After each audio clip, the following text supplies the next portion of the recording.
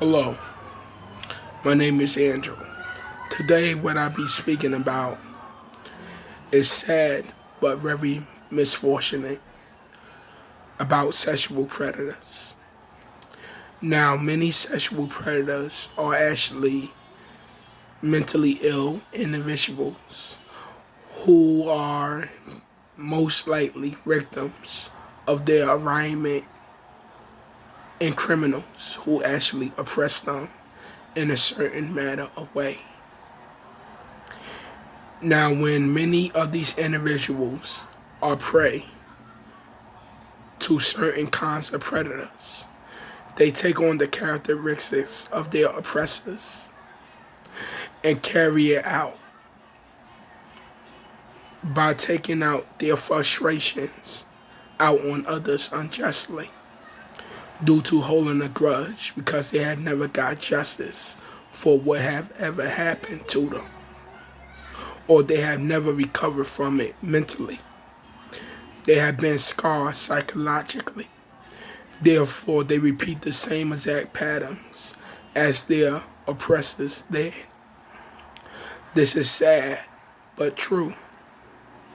Now, many people should not look down on these sexual predators, neither mock these victims. They should have pity on the victim, as well as have some form of pity on the oppressor, because the oppressor is mentally sick. They are not in a right state of mind, how they are functioning. Therefore, they do things that are not normal, that is taboo, because they are dealing with a mental sickness. Now, sad but true. Now, many individuals who go to prison for doing some kind of petty crime, such as selling marijuana, maybe 2 pounds of it, or using drugs, or carrying an unlicensed arm, get locked up for a certain amount of time, and they are not really bad people. They are not really adapted for the street life. So when they go into prisons, they don't know how to properly adjust to it, because they are not gangsters or thugs.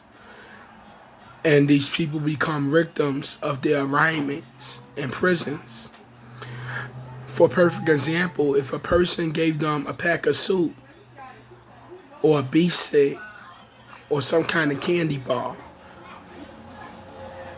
that person might think that that person is trying to be their friend. No, they will want something back in exchange. And this is one of the this is one of the ways people become indebted to others in prisons. And then if they refuse to do a certain action or action for that individual who gave them something, who they thought it was for free because of a friendship, they most likely get beaten for it, or they get raped, or they get killed for it. So many individuals in prisons, they would actually perform sexual acts just to pay off their debts. And most times those individuals who was doing things like that suffer from Stockholm syndrome, a mental sickness, and become that male prostitute. And it's sad. Stop that shit. And it's sad, and it's very misfortunate for those individuals who became prey for predators. And then when they come out of prison, they don't want to reveal to people what happened inside of them in prisons. And they have all this build up frustration and anger in them. And they never got justice for it. So they take their frustration and anger out on someone by taking on the characteristics of their oppressors. This is one way how people become predators. And people should not completely look down on them or shame them. They should have some form of pity on them. Because at one time, they became the victim, therefore turned to an oppressor. And it's sad. And another way how people become sexual predators is, well, it's because of too much porn. Porn is a very unclean thing that no person should not be looking at, unless it's a husband and his wife, and no one's not recording it, because that's pirate. That's only supposed to be between the husband and his wife, those secret sex tapes. But for people who watch in porns, it eventually leads to masturbation. And when things lead to masturbation, it leads to a certain sex addiction. And then eventually it leads to lust. And when a person is lustful, they will eventually try to manipulate other individuals who having sexual intercourse with them or doing some kind of sexual activities with them. And this how many individuals become sexual predators, because they have a mental sickness. They are addicted to lust. They are sex addicts. So during their time of their mental sickness, their sex addiction, they will eventually try to manipulate others into having sexual intercourse with them, regardless of their age. If they think that individual can satisfy them sexually in a matter of way, they will try to have their way with them, because they suffer from a mental sickness, a sex addiction, and it's sad. And this is one of the ways how males and females become cheaters, because they sex addicts. Now, another way how predators are actually formed, another way how sexual predators are actually created is due to too much sex. Due to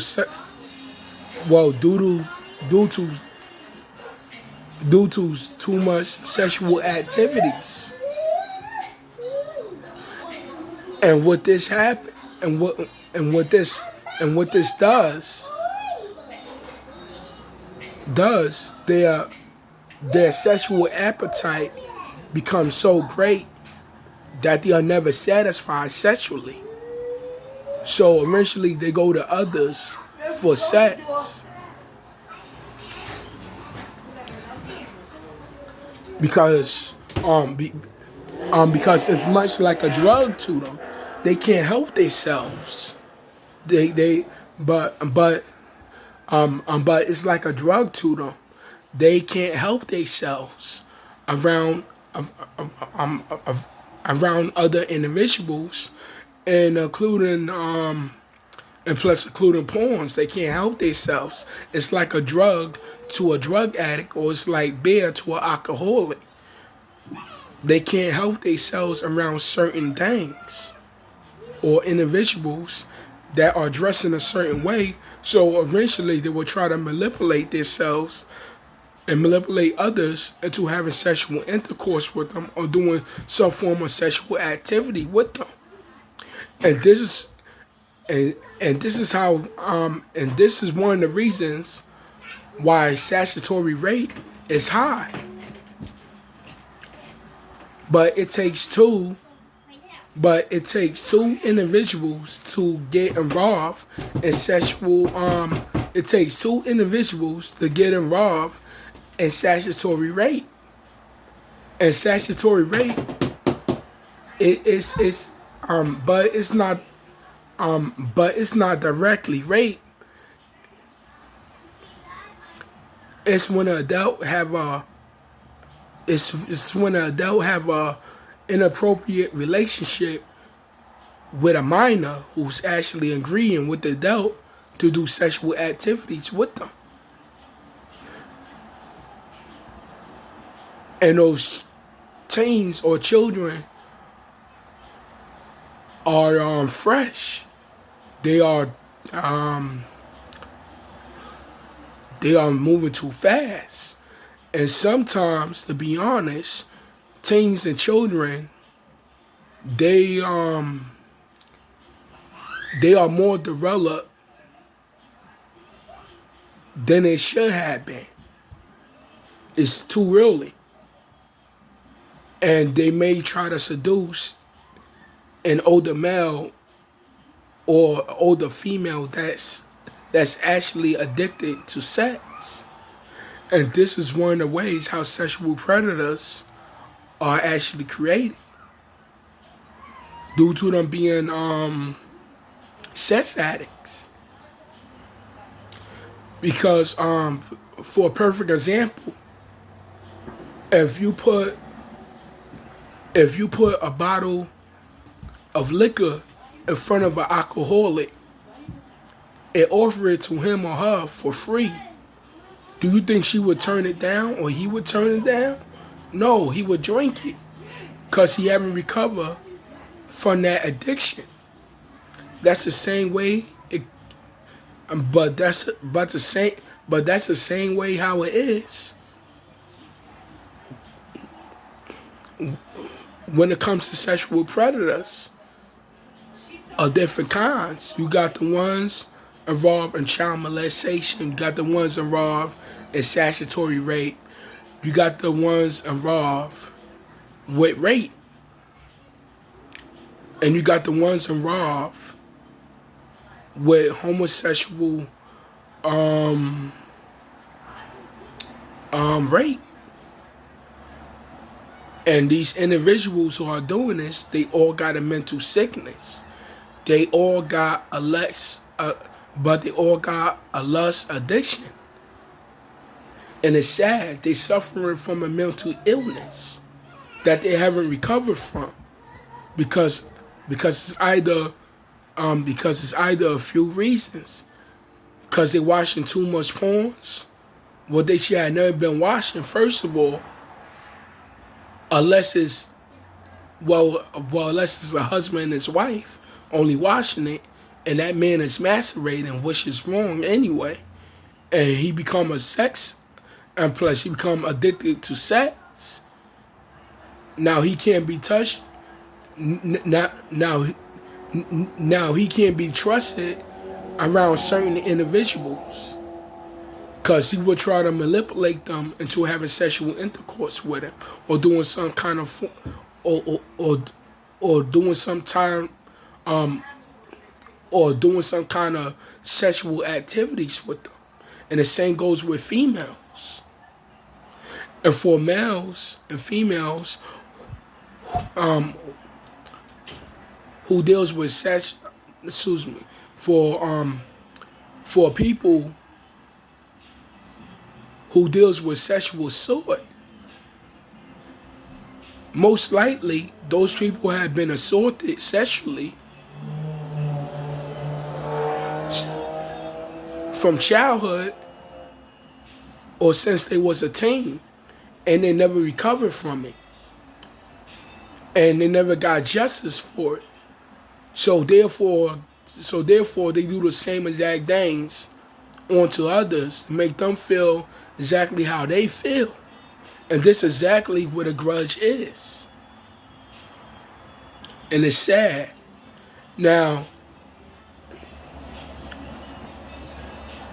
these people, they obviously need help because they don't have no control over their lust addiction.